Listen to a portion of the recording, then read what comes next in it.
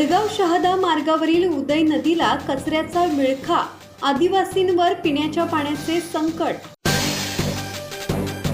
धडगाव शहादा मार्गावरील उदय नदीत सतत कचरा टाकला जात असून आदिवासी नागरिकांच्या पिण्याच्या पाण्यासह घरगुती आणि जनावरांसाठी लागणाऱ्या पाण्याचा प्रश्न निर्माण झाला आहे।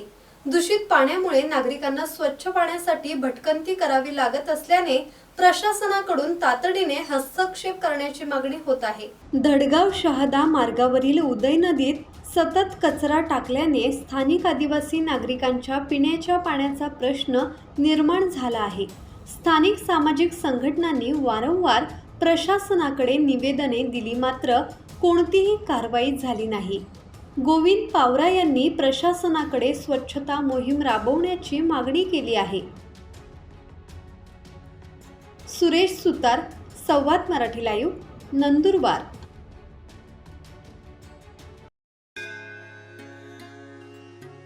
श्री गणपती संस्थान महड, तालुका खालापूर, जिल्हा रायगड। श्री वरद विनायकाच्या भक्तांसाठी भक्त निवासाची सोय, स्वच्छता आणि 24 तास गरम पाणी, सीसीटीव्हीची नजर।